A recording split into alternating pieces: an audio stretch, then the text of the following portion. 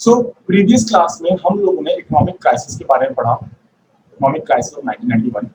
अब हम लोग न्यू इकोनॉमिक पॉलिसीज के बारे में पढ़ने वाले हैं जो 1991 में इम्प्लीमेंट हुई।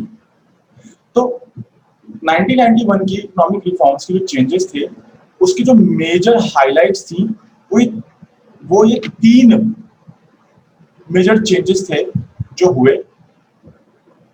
फर्स्ट हमारे पास है लिबरलाइजेशन।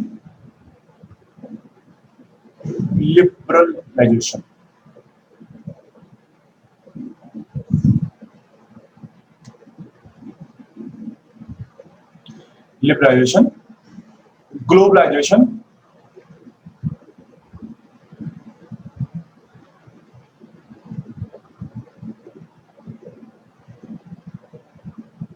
And privatisation.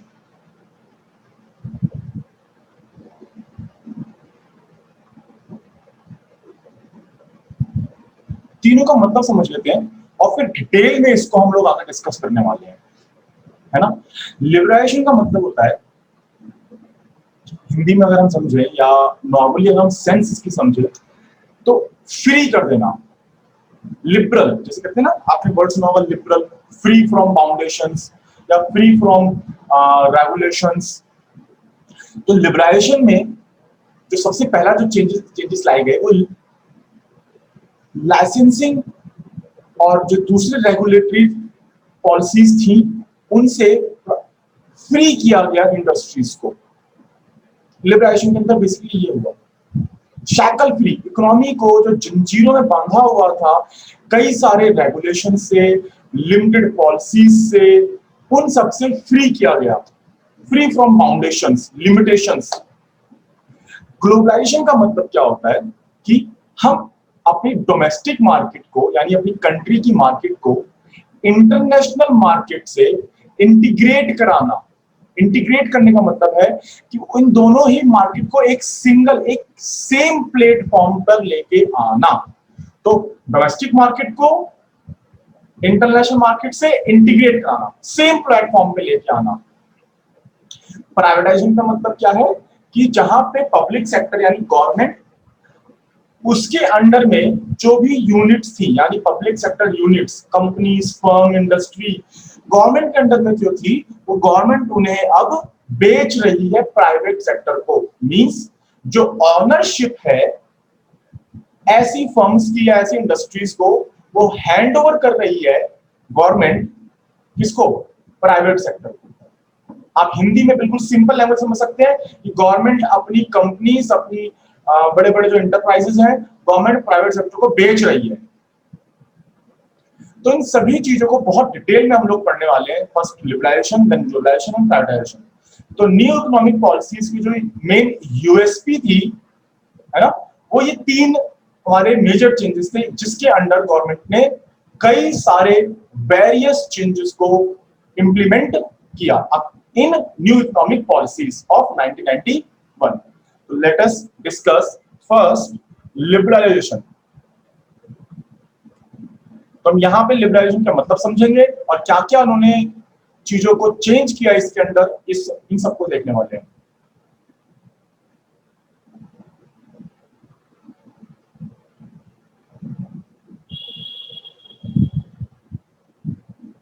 लिबरलाइजेशन और इसकी मीनिंग देख लो।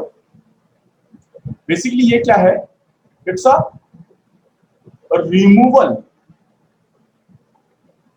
रिमूवल ऑफ various restrictions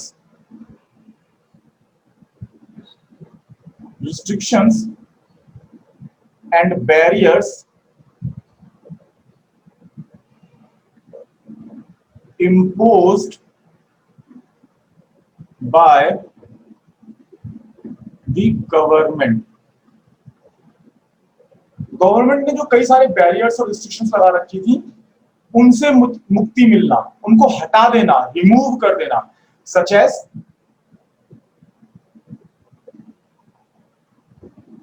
आप जैसे कह सकते हैं टैक्स हुआ या टैक्स ऑन इंपोर्ट, ये एक रिस्ट्रिक्शन थी जो हमने प्रीवियस चैप्टर में डिस्कस करी हुई है। तो इसके अंडर क्या हुआ, अंडर दिस हम ये कह सकते हैं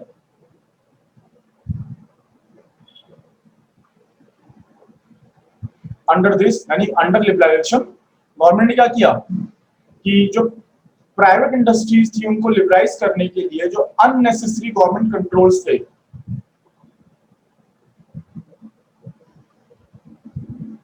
ठीक, तो हम कह सकते हैं removal of unnecessary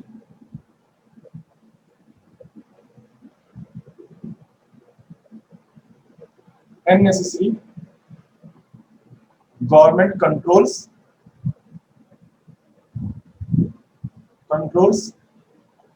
and restrictions, है ना। तो removal of unnecessary government and restrictions का आपने किया, restrictions on trade and industry. Government ने ट्रेड और इंडस्ट्री के ऊपर जो रिस्ट्रिक्शंस लगा रखी थी अननेसेसरी, उनको हटाया, और इसका रिजल्ट क्या हुआ, this resulted in increase in the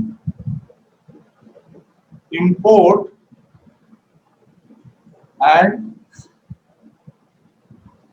export of goods। तो अब क्या हुआ, इसकी वजह से क्या हुआ, अब जब रिस्ट्रिक्शंस हट गई तो हम बाहर से चीजों को खरीदने भी लग गए और बाहर हम चीजों को बेचने भी लग गए, हमारा एक्सपोर्ट और इंपोर्ट दोनों बढ़ गया एक। और इस तरह से हमारे देश में जो डेवलपमेंट की जो प्रोसेस थी वो स्टार्ट हुई। देखो एक बात समझो, प्रीवियसली चैप्टर्स में हमने बात पढ़ी कि गवर्नमेंट ने अपने डोमेस्टिक प्रोड्यूसर्स को प्रोटेक्ट करने के लिए और सेल्फ रिलायंस की पॉलिसी को इंप्लीमेंट करने के लिए कई सारे restrictions on trade and policies पे लगा रखे थे, जिनको हमने बोला है जो कई सारे बैरियर्स है जो हमने, जिसमें टैरिफ बैरियर्स की बात करी है, कोटा और टैक्सेस की जो हमने बात करी है, इनकी वजह से। और इसके पीछे गवर्नमेंट का पर्पस ये था कि हम अपने देश में ही डोमेस्टिकली गुड्स को प्रोड्यूस करें सो दैट हमारा देश डेवलप हो पाए। बट यहाँ पे एक जो सबसे बड़ी शॉर्ट साइटेड थी, यानी कि जो उनकी जो थिंकिंग थी उसमें एक सबसे बड़ी लिमिटेशन ये थी कि हमारा देश रिलेटिवली बड़ा पुअर था, और पुअर होने की वजह से जो कंट्री हमारी पुअर कंट्री थी, तो पुअर कंट्री होने की वजह से हमारे पास इंपैक्ट क्या पड़ा कि हम लोगों के पास इतना फंड नहीं था या इतने मीन्स नहीं थे, इतनी हमारी टेक्नोलॉजी एडवांस नहीं थी कि हम कैपिटल गुड्स खुद से बना सके। कैपिटल गुड्स क्या हो गया, फॉर एग्जांपल लाइक मशीन, बड़े बड़े प्लांट जो फैक्ट्री में लगते थे, प्रोडक्शन में काम आते, बड़ी बड़ी मशीनें, है ना, ये सब क्या करती, प्रोडक्शन को बढ़ाती। प्लांट जो है बाहर से आप खरीद के लगाते, पर गवर्नमेंट ने क्या किया, गवर्नमेंट की जो शॉर्ट साइटेड थिंकिंग होने की वजह से इन्होंने ऐसे गुड्स पर लिमिटेशन लगा दी। अब हमारे देश के पास पैसा ही नहीं है, हमारे देश की टेक्नोलॉजी एडवांस नहीं हो रखी, तो हम घर में कैसे बनाएंगे, और जब हम घर में इतनी एडवांस चीजें नहीं बना पा रहे हैं तो हम प्रोडक्शन कैसे बढ़ा पाएंगे। हमारे पास प्रोडक्शन करने के लिए कैपिटल गुड्स ही नहीं है, बड़ी बड़ी मशीनें, बड़ी बड़ी फैक्ट्री जो लगती है नहीं है हमारे पास, तो आप हमारा देश इसलिए ग्रो नहीं कर पाया। और जैसे ही गवर्नमेंट ने ये रिस्ट्रिक्शंस हटाई तो अब हम लोग वी वर एबल, यानी प्रोड्यूसर्स जो हमारे कंट्री के थे, they were able to purchase those capital goods now. अब जब उन्होंने ये कैपिटल गुड्स इंपोर्ट कराए तो उनका टोटल प्रोडक्शन इंक्रीज हुआ and they were able to export their goods as well. तो ये इंपैक्ट पड़ा हमारे इकोनॉमी पे लिबरलाइजेशन का। इसके कुछ ऑब्जेक्टिव्स देख लेते हैं कि ऑब्जेक्टिव क्या थे लिबरलाइजेशन पॉलिसीज को अडॉप्ट करने के लिए, हमारे ऑब्जेक्टिव्स क्या थे।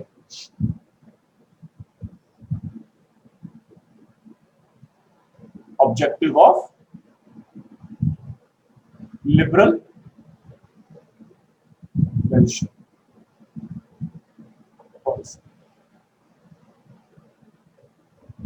चलो इसको देखते हैं। First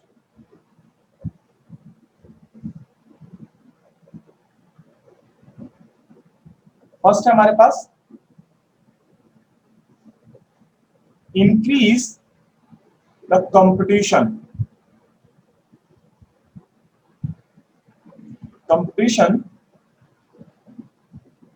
among domestic industries. जो हमारी डोमेस्टिक इंडस्ट्रीज है उनके बीच ना कंपटीशन को इंक्रीज करना।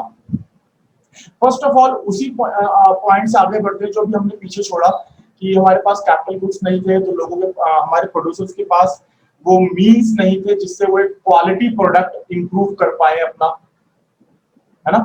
तो कंपटीशन में भी पीछे रह जाते थे।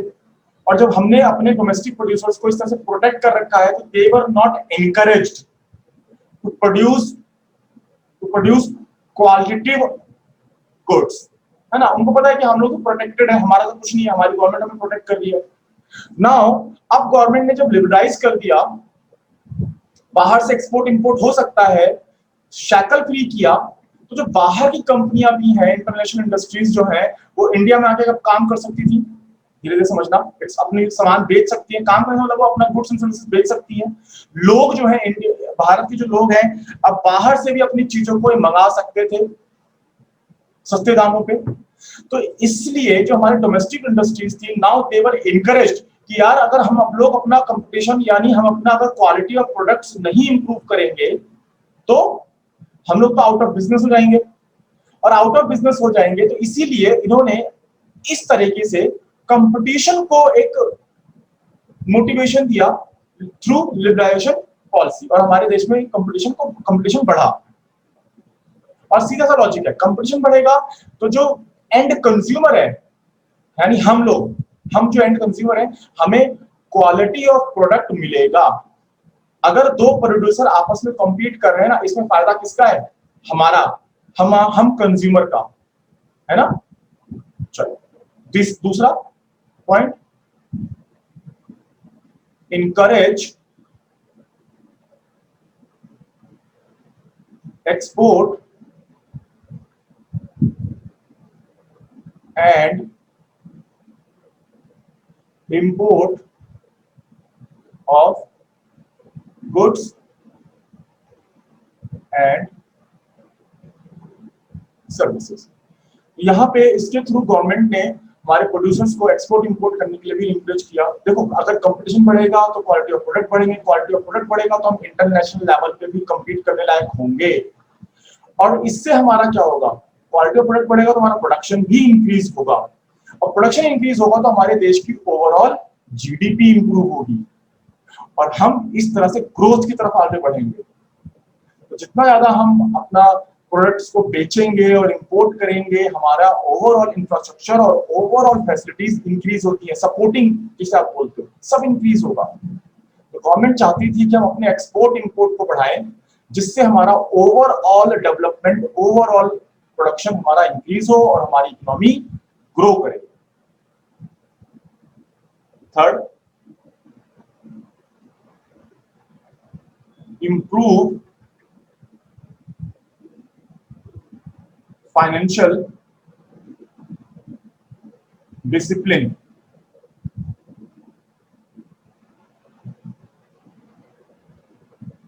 and facilitate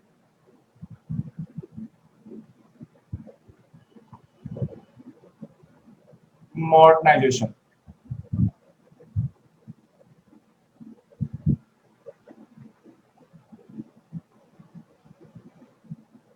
modernisation, improve financial discipline का मतलब क्या है? देखो किसी भी को काम को करने के लिए, चाहे प्रोडक्शन हो, कोई भी चीज हो, उसको करने के लिए आपको फंड की रिक्वायरमेंट होती है ना। yes. आपको फंड की जरूरत होती है। अब आप ये समझें, फंड जो है अगर हमारे पास एक लिमिटेड रिसोर्स है, या आप लोगों ने 11th क्लास में समझा है, बहुत अच्छी से पढ़ा है कि लिमिटेड रिसोर्सेज का इम्पैक्ट क्या पड़ता है हमारी इकोनॉमी के ऊपर। तो फंड जो है यानी फाइनेंशियल जो है वो बहुत ही लिमिटेड रिसोर्स है, और इसका आप अगर ढंग से यूज नहीं करेंगे, वेस्ट करेंगे, तो हो सकता है कि वो पोटेंशियल प्रोडक्शन यानी जो पोटेंशियल है आपके पास प्रोडक्शन करने का या इंप्रूव होने का, वो आप ढंग से ना कर पाए। तो यही चीज है कि फाइनेंशियल डिसिप्लिन को इंप्रूव करना, हम अपने फाइनेंशियल डिसीजन से जो प्रोड्यूसर्स हैं वो ढंग से इनको यूज करें अपने फाइनेंशियल को, एंड मॉडर्नाइजेशन को फैसिलिटेट करना। क्योंकि अगर हम अभी भी पुराने तरीके से काम कर रहे हैं तो हमारे को क्या होगी, कॉस्ट ज्यादा आएगी। कॉस्ट ज्यादा आएगी means we need more fund, पैसा और चाहिए लगाना पड़ेगा हमें, है ना। और मॉडर्नाइजेशन होने से क्या होता है, एक और फायदा कि आपका एक तो क्वालिटी ऑफ प्रोडक्ट इंप्रूव हो जाएगा, दूसरा आपका ओवरऑल प्रोडक्शन इंक्रीज होगा मॉडर्नाइजेशन की वजह से। देखो पुराने जमाने में जब लोग खेती करते थे तो हाथ से और एनिमल्स का यूज करके खेतों में फार्मिंग वगैरह करते थे। अब बड़ी बड़ी मशीनें आ गई, ट्रैक्टर्स आ गए, जहां पूरा पूरा दिन एक खेत में लगा। अब खेत जो है आपके वो कर दिए जा रहे हैं, फार्मिंग के लिए यूज हो रहे हैं यूजिंग ट्रैक्टर्स एंड ऑल।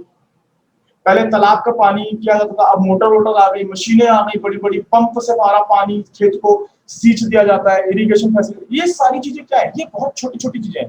तो मॉडर्नाइजेशन का इम्पैक्ट अब अभी अभी आप देखो, मॉडर्नाइजेशन का इम्पैक्ट अभी हम लोग ऑफलाइन क्लासेस करते थे, है ना, लेकिन कोविड हुआ तो इसका इम्पैक्ट पड़ा।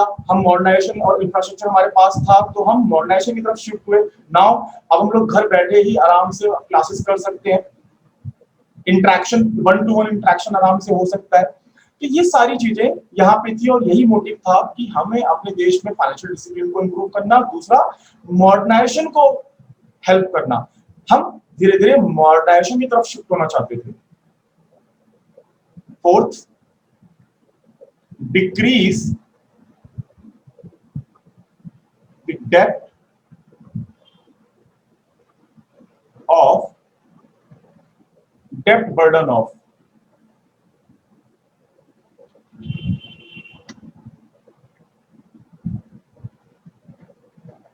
burden of the country।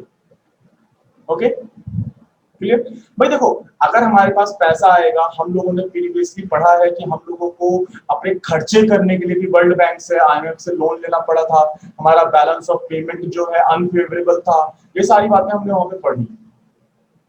अब अगर हमारे पास टोटल एक्सपोर्ट इंपोर्ट बढ़ेगा, हमारा प्रोडक्शन बढ़ेगा, तो हमारी इनकम बढ़ेगी। इनकम बढ़ेगी तो उस से बढ़ी हुई इनकम से हम अपना एटलीस्ट जो लोन है, जो डेब्ट ले रखा है हमने, उसको पे ऑफ कर सकते हैं। और जब पे ऑफ करेंगे तो हमारा जो बर्डन है वो अपने आप कम हो जाएगा। ये भी इसके पीछे को मोटिव था, एक ऑब्जेक्टिव था, है ना। अब हम ये देखेंगे कि लिबरलाइजेशन के अंदर रिफॉर्म्स कौन कौन से हुए।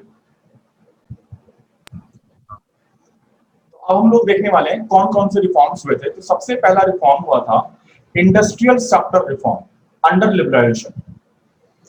इंडस्ट्रियल सेक्टर रिफॉर्म्स में गवर्नमेंट ने क्या किया, गवर्नमेंट ने सारे जो लाइसेंसिंग रूल्स थे, जो लाइसेंसिंग पॉलिसीज थी, उनको एबॉलिश कर दिया। तो हम कह सकते हैं एबॉलिशन ऑफ इंडस्ट्रियल लाइसेंसिंग। देखो इसके अंदर क्या गवर्नमेंट ने किया कि कुछ यूनिट्स को छोड़कर, यानी कुछ इंडस्ट्रीज को छोड़कर लगभग सभी इंडस्ट्रीज पे जो कई सारे जो कड़े नियम थे, जो रूल्स थे, रेगुलेशंस थे, वो सारे हटा दिए। फॉर एग्जांपल हमने जो प्रीवियस क्लास में पढ़ा था IPR 1956 के अंदर कि भाई अगर कोई फर्म इंडियन इकोनॉमी में एंटर करना चाहती है तो उसको बहुत हैवी पेपर वर्क से गुजरना होगा, लाइसेंस लेना होगा। एंड अगर मान लो वो ऑलरेडी इंडियन इकोनॉमी में एक्सिस्टेड है, यानी वो बिजनेस कर रही है, ऑलरेडी एक्सिस्टेड एंटिटी है, उसके बाद आपको एक और यूनिट खोलनी है इंडिया में, तो भी आपको लाइसेंस लेना पड़ेगा। तो बड़ी स्ट्रिक्ट पॉलिसीज थी, और इन सब पॉलिसीज को इकोनॉमिक रिफॉर्म्स में, इंडस्ट्रियल रिफॉर्म्स में एबॉलिश कर दिया गया। कुछ इंडस्ट्रीज को छोड़कर लगभग सभी इंडस्ट्रीज से लाइसेंसिंग पॉलिसी जो है वो एबॉलिश कर दी गई। अच्छा, कौन कौन से वो इंडस्ट्रीज थी जहां से ये लाइसेंसिंग एबॉलिश नहीं हुई, लाइसेंसिंग पॉलिसी एबॉलिश नहीं हुई? तो हम कह सकते हैं एक्सेप्ट किन किन इंडस्ट्रीज से नहीं किया था, आप देख लो भाई। लिक्विड यानी जो ड्रिंक वगैरह, हार्ड ड्रिंक्स होती हैं, शराब वगैरह भी इसके नाम से जानते हैं। लिक्विड, तंबाकू एंड सिगरेट, तो हम शॉर्ट में सिगरेट लिख लेते हैं, तंबाकू एंड सिगरेट। ठीक। डिफेंस इक्विपमेंट,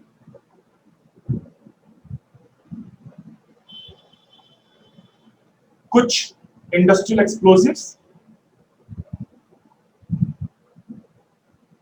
बम बम बनाने के जो काम आते हैं उनको छोड़ के, explosives, and dangerous chemicals.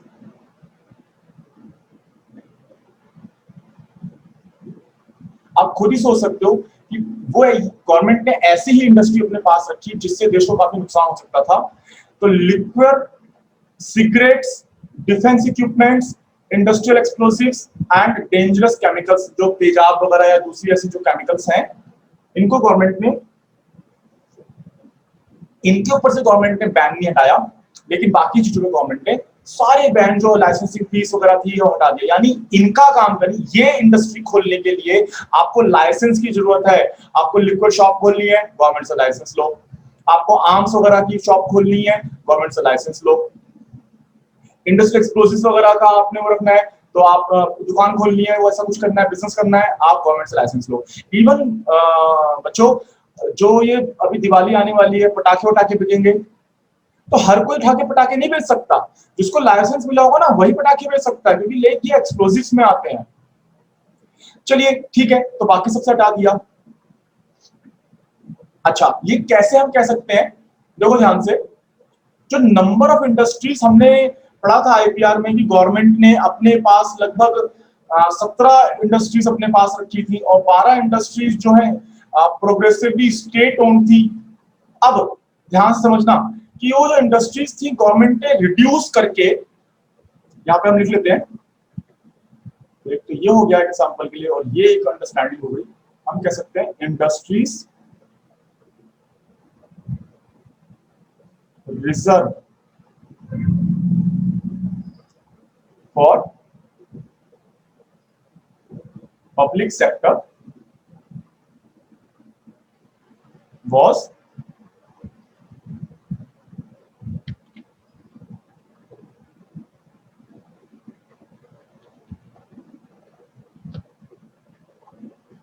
reduced। देखो कितनी हो गई, वो रिड्यूस हुई फ्रॉम 17 to 8। ठीक है, 70 to 8, एंड in 2011 में ये तो सिर्फ 2 ही रह गई, and in 2010 and 11 only remained 2 industries with government। कौन कौन सी थी वो 2 इंडस्ट्री भाई? एक थी रेलवे और दूसरी थी एटॉमिक एनर्जी वाला जो होता है ना, जिसमें एटॉमिक एनर्जी, परमाणु बम वगैरह टाइप का ऐसा कुछ जो एनर्जी वगैरह होती है, एटॉमिक एनर्जी। बस ये 2 इंडस्ट्री गवर्नमेंट ने अपने पास रखी, और सब क्या कहते हैं जो गवर्नमेंट ने रिड्यूस कर दी, खत्म कर दी, धीरे धीरे हटा दी। और एक चीज और करी गवर्नमेंट ने, आईपीएल 1956 के अंदर गवर्नमेंट ने स्मॉल स्केल इंडस्ट्रीज को बेनिफिट्स दिए हुए थे, उनको प्रोटेक्शन दे रखी थी। तो जो ऐसी इंडस्ट्रीज के लिए यानी स्मॉल स्केल इंडस्ट्रीज के लिए कुछ स्मॉल स्केल्स के लिए कुछ इंडस्ट्रीज हमने रिजर्व रखी हुई थी, जिनको अब गवर्नमेंट ने डी रिजर्व कर दिया। मींस ऐसे बिजनेस जो सिर्फ स्मॉल स्केल इंडस्ट्रीज ही कर सकती थी, अब उसमें कोई भी एंट्री कर सकता है, कोई भी कर सकता था उन बिजनेस को, राइट। तो हम कह रहे हैं इंडस्ट्रीज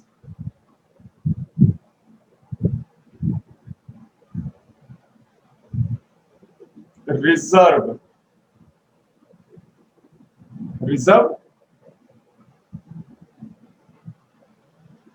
फॉर स्मॉल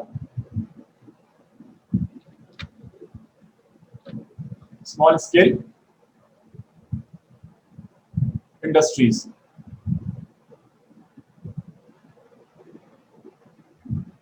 वर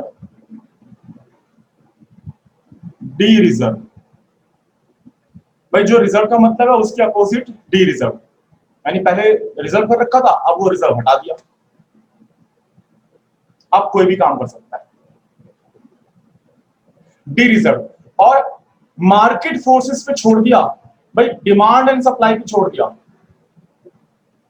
जिसके पास अगर सप्लाई कर सकता है वो फंड है, वो डिमांड के अकॉर्डिंगली सप्लाई करे। तो प्रोटेक्शन जो थी स्मॉल स्केल इंडस्ट्रीज के ऊपर एक तरह से गवर्नमेंट ने वो हटा दी, और इस तरह से गवर्नमेंट ने इनिशिएट किया कंपटीशन को कि आप कंपीट करो, अपने गुड्स को इंप्रूव करो, है ना। और क्या किया गवर्नमेंट ने, एक चीज और कर दी गवर्नमेंट ने यहाँ पे इसी के अंदर इंडस्ट्रियल रिफॉर्म्स के अंदर। गवर्नमेंट ने now industries were allowed to, जो मेजर इंपैक्ट था वो ध्यान समझना, allowed to import capital goods. Capital goods का गवर्नमेंट ने अलाउ कर दिया कि मंगाओ बाहर से, किस लिए, फॉर टेक्नोलॉजी एडवांसमेंट। हमारे देश में तो टेक्नोलॉजी एडवांसमेंट हो ही नहीं पा रहा था, इतना डेवलप हम लोग थे ही नहीं कि नई नई टेक्नोलॉजी इन्वेंट कर लें। तो हम क्या करते, बाहर से तो मंगाते, लेकिन गवर्नमेंट ने रिस्ट्रिक्शंस लगा रखी थी, इसलिए प्रोड्यूसर्स परचेज नहीं कर पा रहे थे। गवर्नमेंट ने अलाउ किया कि आप बाहर से अपने इंपोर्ट्स करा सकते हो कैपिटल गुड्स का। ओके, तो ये हमारा टोटल था industrial sector reform under liberalisation. अब हम लोग देखेंगे financial sector reforms. Financial sector reforms के अंदर हम ये सब देखने वाले हैं कि आरबीआई का रोल कैसे चेंज किया गया और कैसे उसे कंट्रोलर से फैसिलिटेटर की तरफ कन्वर्ट किया गया। तो पहले जो आरबीआई का रोल था वो डिफरेंट सेक्टर को, डिफरेंट फाइनेंशियल सेक्टर्स को, बैंक्स को, बहुत कमर्शियल बैंक्स को बहुत कंट्रोल करके रखता था। नाउ अब आरबीआई कंट्रोलर से फैसिलिटेटर बन गया, उनको फैसिलिटेट करता है, सर्विसेज प्रोवाइड कराना या उनको गाइडलाइंस देना, और अपने डिसीजंस लेने के लिए फ्री छोड़ दिया गया कमर्शियल बैंक्स को। ये सारी चीजें हम यहाँ पे फाइनेंशियल सेक्टर्स के अंदर हम देखने वाले हैं। क्या क्या रिफॉर्म्स हुए आए उनको एक बार देखते हैं, शुरू से लिखते हैं। ओके, तो अब हम लोग देखने वाले हैं कि आखिर जो आरबीआई ने कैसे फैसिलिटेट किया फ्री प्ले को, free play of the market in the following veg, क्योंकि उसका रोल जो है कंट्रोलर से शिफ्ट होकर फैसिलिटेटर बन चुका था। तो फर्स्ट ऑफ ऑल जो डिसीजंस थे कमर्शियल बैंकों के रिगार्डिंग इंटरेस्ट स्ट्रक्चर, अब उसके लिए आरबीआई से परमिशन लेने की जरूरत नहीं थी। तो हम यहाँ पे कह सकते हैं कि फाइनेंशियल इंस्टीट्यूशंस या commercial banks were free to take decisions, financial institutions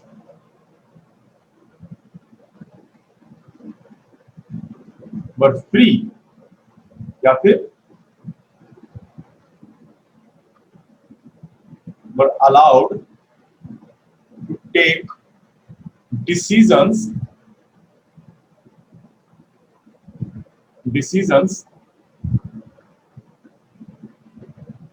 of the interest structure अब बैंक अपने अकॉर्डिंगली इंटरेस्ट स्ट्रक्चर को सेट कर सकते थे विदाउट परमिशन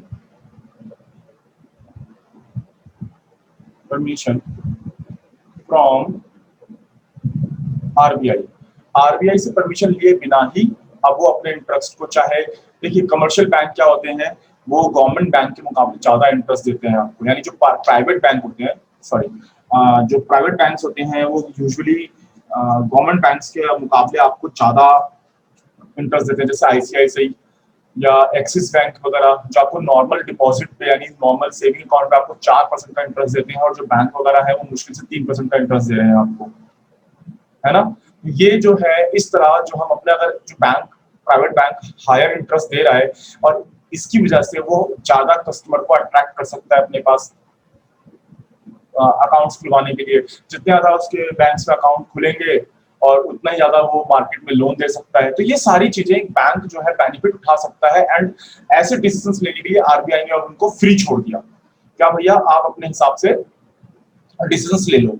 दूसरा जो मेजर चेंज हुआ, वो मेजर चेंज हुआ कि भाई फॉरेन से जो इन्वेस्टमेंट है ना, वो अब आप भी 50% तक आप इन्वेस्टमेंट अपने बैंक में करा सकते हो। यानी हम जो बात कर रहे हैं फॉरेन इन्वेस्टमेंट की, फॉरेन इन्वेस्टमेंट पर अलाउड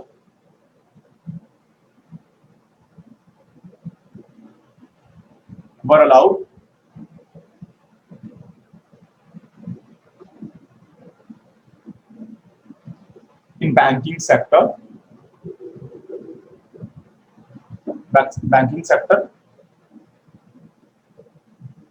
up to 50%, उसको बढ़ा के 50% तक कर दिया गया। अच्छा मैंने यहाँ पे एक वर्ड छोड़ दिया, okay. Foreign investment were raised in the banking sector up to 50%, इसको बढ़ा दिया गया। और जो मेजर ब्रांचेस थी उनको अब मेजर जो बैंक्स थे उनको अपनी नई ब्रांचेस खोलने के लिए भी आरबीआई से अप्रूवल लेने की जरूरत नहीं थी, है ना। तो हम यहाँ पे लिख सकते हैं कि मेजर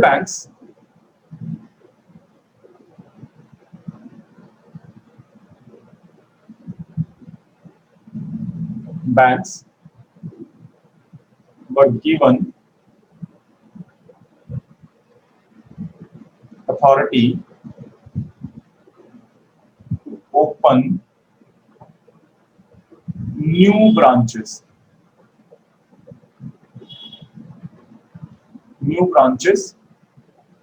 अब नई ब्रांचेस खोलने का भी उनको अप्रूवल मिलती थी आरबीआई से। वो चाहते तो अपना नए ब्रांच भी खोल सकते थे।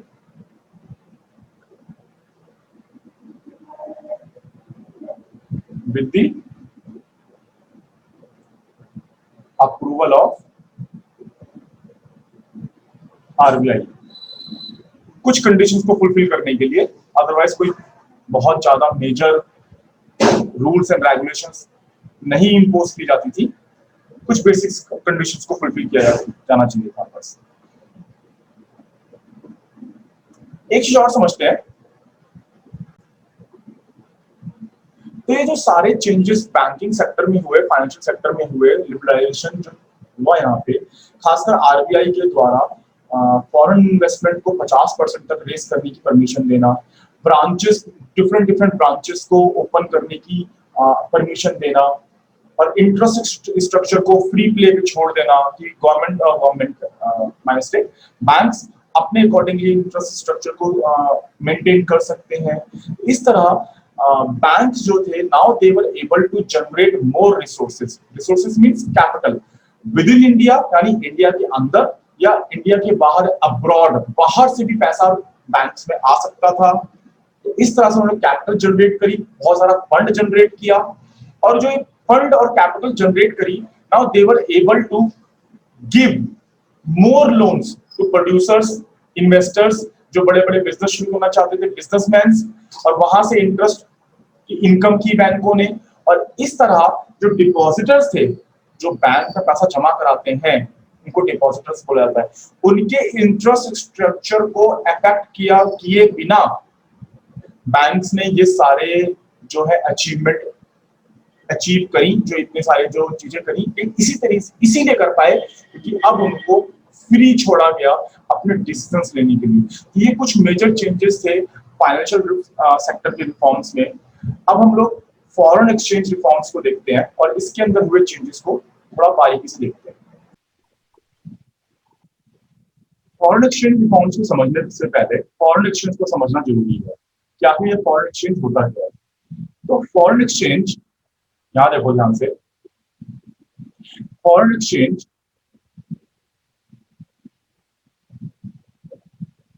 जिसको आप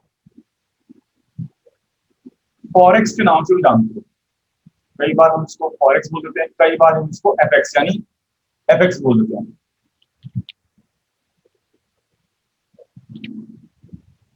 एफएक्स तो फॉरेन एक्सचेंज जो है बेसिकली, इसको हम अगर बहुत ही सिंपलेस्ट वे में समझें तो हम कह सकते हैं ट्रेडिंग ऑफ वन करेंसी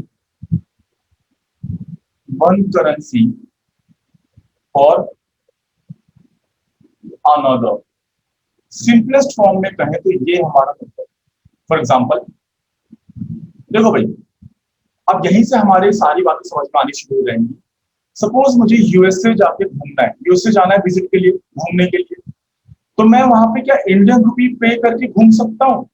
नहीं घूम सकता, है ना। तो मुझे क्या चाहिए? मुझे यूएस डॉलर चाहिए। तो मैं क्या करूंगा? मैं स्वैप करूंगा। वन कैन स्वैप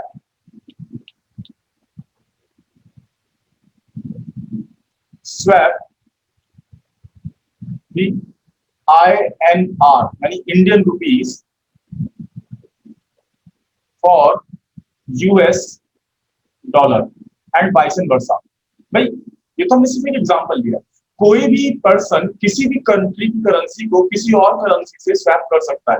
मेरे पास इंडियन रुपी है तो मैं इंडियन रुपी को यूएस डॉलर में या दुबई का दिनार, टका, इन सब किसी भी करेंसी से मैं स्वैप कर सकता हूँ। Why do we need foreign exchange? Because for trading purposes, अगर हम किसी को पेमेंट करें to make payments, है ना, इन सब चीजों के लिए हमें फॉरेन एक्सचेंज की जरूरत पड़ती है। Okay, now let us discuss कि कौन कौन से एक्सचेंज फॉरेन एक्सचेंज रिफॉर्म्स में क्या क्या चेंजेस हुए। तो सबसे पहला जो चेंज है, हम कह रहे हैं कि जो इंडियन करेंसी थी during reforms, Indian currency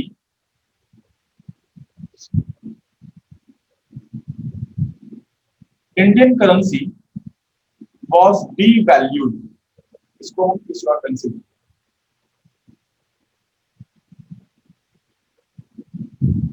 was devalued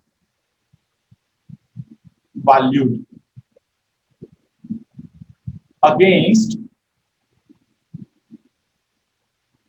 foreign currencies।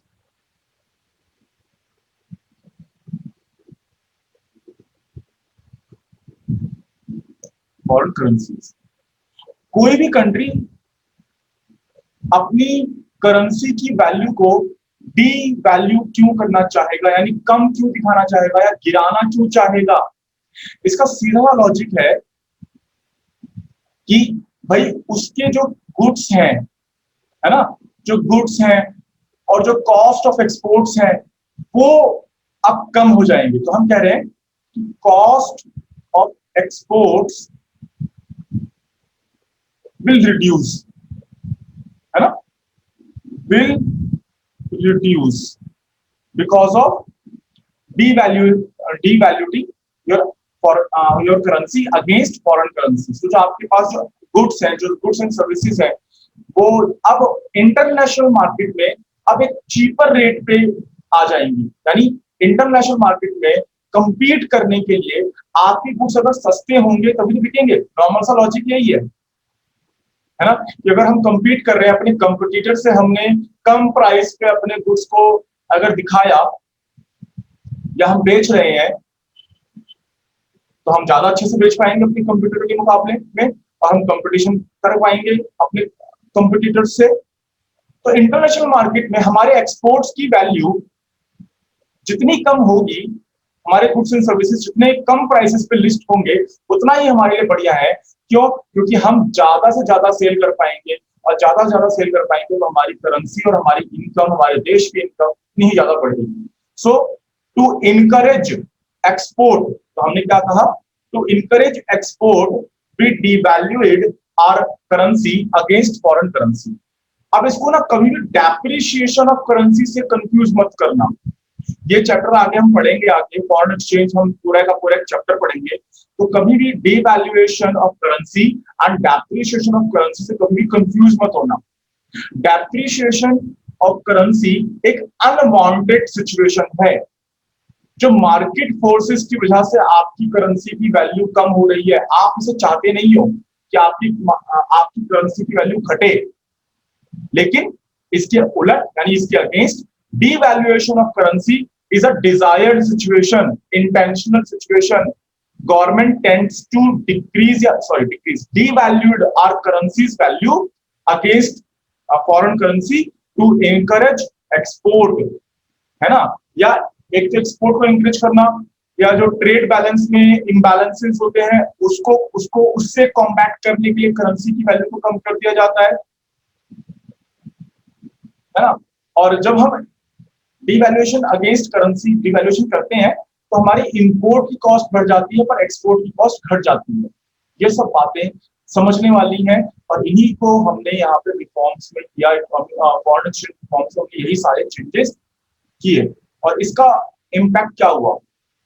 तो cost of export will reduce. और इसका इम्पैक्ट क्या हुआ? इसका इम्पैक्ट यहाँ पे हुआ, this led to an increase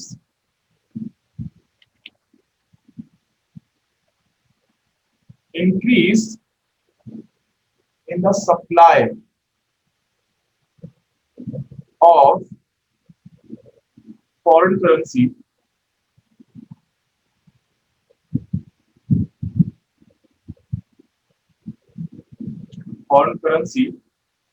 in India by exporting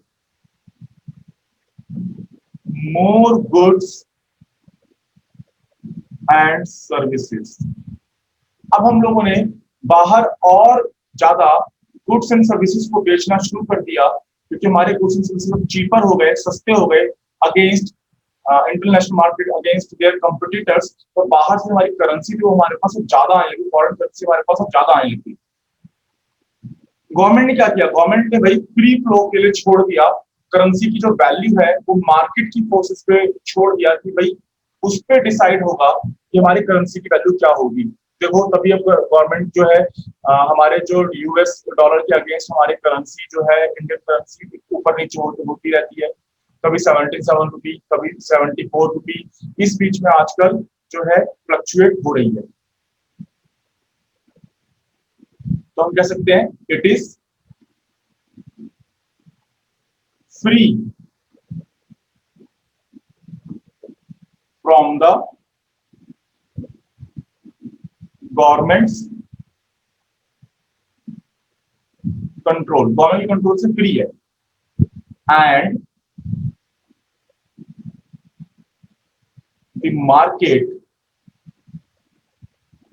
हम कह रहे हैं, and the market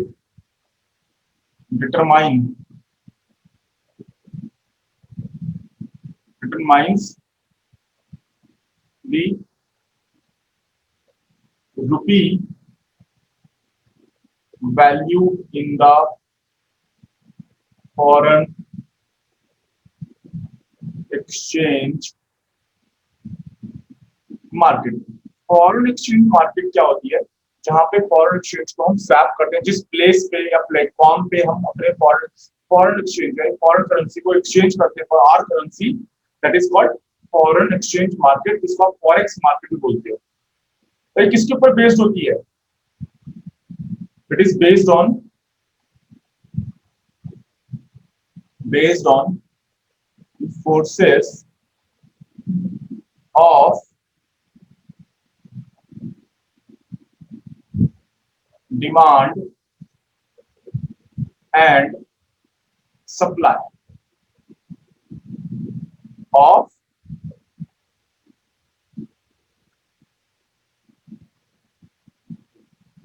foreign exchange. अब हम लोग देखते हैं टैक्स रिफॉर्म्स को। टैक्स रिफॉर्म्स को समझने से पहले हम ये देखते हैं कि हमारी कंट्री में कितने टाइप के टैक्सेस हैं और क्या क्या चीजें वहां पे हुई है। बहुत सारे चेंजेस यहाँ पे हो चुके हैं। टैक्सेस में तो अक्सर चेंजेस होते रहते हैं और अभी भी आगे चल के और भी बहुत सारे चेंजेस होंगे। तो मेजर जो यहाँ पे टैक्स रिफॉर्म्स हुआ, गवर्नमेंट ने ना अपने टैक्सेस की जो टैक्सेशन रेट था उसको कम किया। मेजर चेंज तो सिर्फ यही था, आप इसको समझ लो। मेजर चेंजेस तो यही थे कि गवर्नमेंट ने अपने जो टैक्स रेट थे उनको कम किया। हम ये बात समझते हैं पहले कि देखो, कोई भी काम गवर्नमेंट अगर करती है तो गवर्नमेंट का जो मेजर रिवेन्यू है वो गवर्नमेंट का टैक्स की फॉर्म में ही होता है। रेवेन्यू का मतलब गवर्नमेंट सारे खर्चे करती है, स्कूल्स बनवाती है, डैम्स, रोड, 10 फैसिलिटीज वो प्रोवाइड करती है आम जनता को, बहुत सारे काम करती है। ये सब पैसा गवर्नमेंट के पास कहाँ से आता है? आज की डेट में देखो, गवर्नमेंट फ्री वैक्सीनेशन करवा रही है, रिसर्च एंड डेवलपमेंट में पैसा लगा रही है। ये सब पैसा कहाँ से आता है? ये सब पैसा आपकी और हमारी जेब से आता है, जो आप टैक्स पे करते हो वहां से आता है। तो 1991 के रिफॉर्म्स में गवर्नमेंट ने टैक्स के रेट जो थे, डिफरेंट डिफरेंट टैक्स जो थे रेट थे, उनको चेंज किया, उनकी टैक्सेशन रेट में कमी लेके आए, रिड्यूस किया। लोगों के हाथ में ज्यादा पैसा आया और फिर जब बचा, और जब पैसा बचा लोगों के हाथ में, उन्होंने खर्चा किया, डिमांड करी, इस तरह से सप्लाई बढ़ी और इस तरह से हमारे देश में इकोनॉमिक थोड़े चेंजेस हुए। इसी को देखते हैं हम।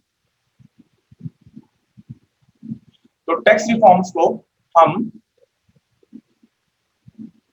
फिस्कल पॉलिसी भी बोल देते हैं, इसको हम फिस्कल पॉलिसी बोलते हैं।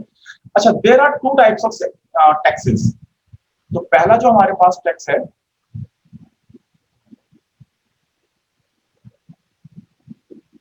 डायरेक्ट टैक्स, और दूसरा हमारे पास जो टैक्स है वो है इनडायरेक्ट टैक्स, जिसको आप आजकल जीएसटी के नाम से भी जानते हो। और डायरेक्ट टैक्स जो आप आजकल या हमेशा से इनकम टैक्स, है ना, या ऐसे कुछ टैक्स के नाम से जानते हो। अब इनकी फीचर्स देख लेते हैं कि भाई डायरेक्ट टैक्स क्या होते हैं और इनडायरेक्ट टैक्स क्या होते हैं। डायरेक्ट टैक्स वो होते हैं, ठीक है, डायरेक्ट टैक्स वो टैक्सेस होते हैं, taxes whose burden cannot be shifted to others। हम दूसरों को शिफ्ट नहीं कर सकते, यानी जिसके ऊपर ये टैक्स लगाया जा रहा है ना, उसी के ऊपर ये टैक्स उसी को ये टैक्स पे करना है। ओके, ये वो टैक्सेस हैं जो जिसके ऊपर लगाए जाते हैं उन्हीं को पे करने पड़ेंगे। आप ये बर्डन किसी और के ऊपर नहीं डाल सकते। फॉर एग्जांपल इंडिविजुअल टैक्स, जिसको आप इनकम टैक्स के नाम से भी जानते हो, ठीक है।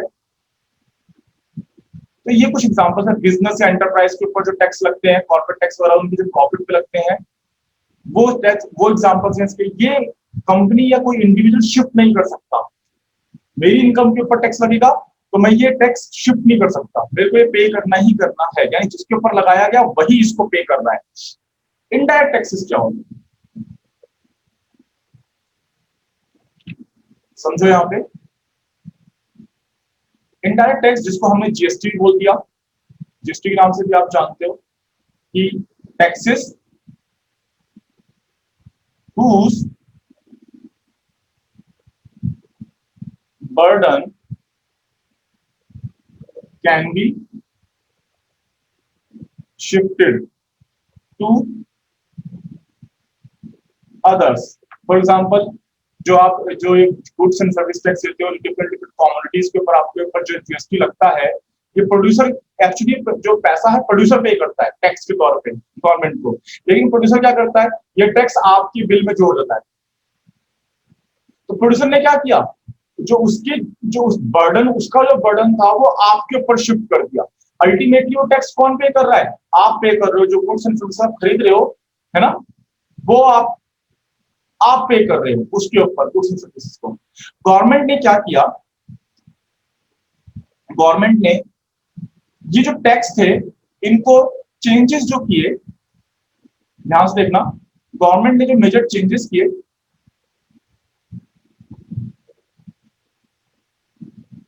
है ना, गवर्नमेंट ने तो सबसे पहले टैक्स रेट्स को रिड्यूस किया। There were reductions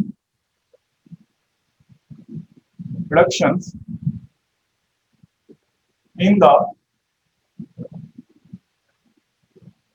tax rates, चाहे वो डायरेक्ट टैक्स हो चाहे वो इनडायरेक्ट टैक्स हो, उनको वहां पे टैक्स रेट्स को कम किया गया। Tax rates also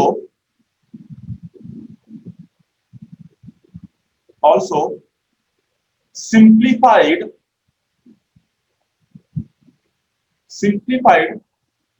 tax structure. पहले ना टैक्स भरना ही लोगों को बहुत खतरनाक काम लगता था कि भाई पता नहीं क्या चीज है, समझ में नहीं आता था लोगों को, इतना कॉम्प्लेक्स कर दिया जाता था। अब तो छोटा सा कोई भी इंसान थोड़ा बहुत दिमाग पे लगाए उसको तुरंत समझ में आएगा भैया टैक्स में कैसे मेरा हिसाब चल रहा है। बहुत ही सिंप्लीफाइड कर दिया टैक्स स्ट्रक्चर को। तो reduction in tax rates and simplified tax structure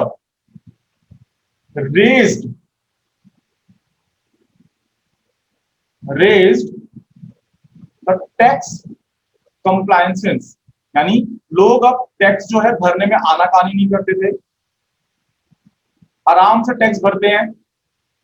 and hence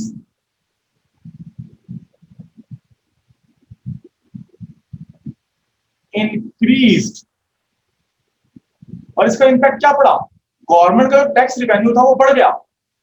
increased the tax revenue of the government। ठीक, लास्ट हमारा है ट्रेड एंड इन्वेस्टमेंट रिफॉर्म्स, इसको देखते हैं।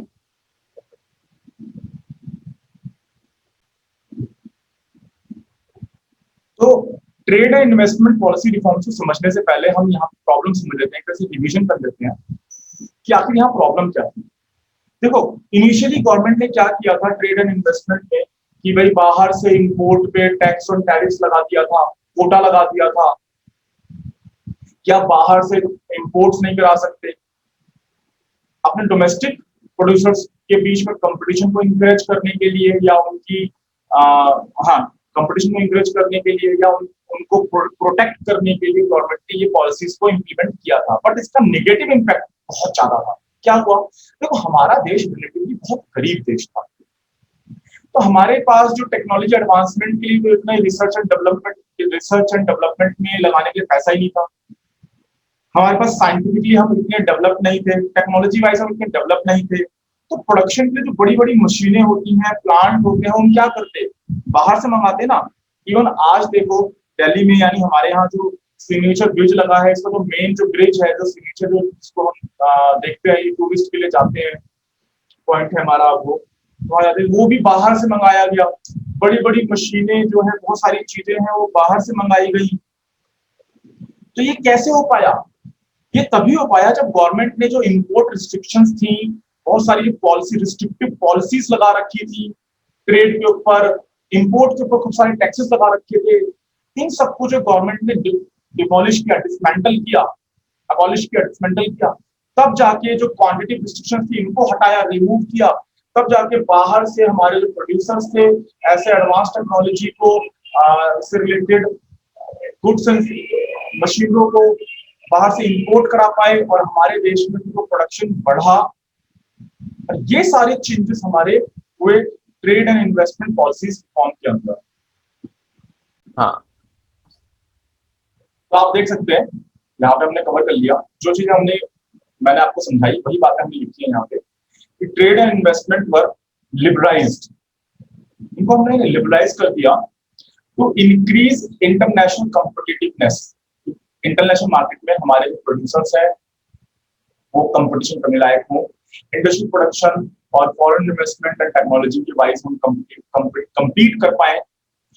Trade and policy reforms focused, जो चेंजेस थे ट्रेड एंड पॉलिसी के वो फोकस थे किस पे, dismantling of quantitative restrictions and on imports and exports.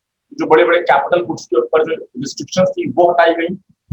Remove किया गया licensing procedures on import for imports and reducing tariff rates. जो इंपोर्ट्स को रोकने के लिए जो टैक्स रेट बहुत हाई कर रखे थे उनको रिड्यूस किया गया या कम किया गया या हटा दिया गया। इससे ओवरऑल हमारा जो ट्रेड एंड इन्वेस्टमेंट है बहुत ज्यादा इंक्रीज हुआ और हम इंटरनेशनल मार्केट में कम्पीट करने लायक हुए।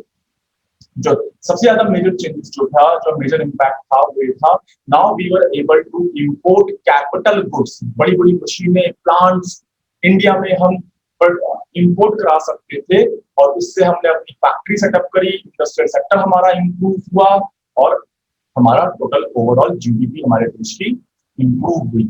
तो this is it for liberalisation. Next class में हम प्राइवेटाइजेशन करेंगे। ओके, आज के इतना बहुत।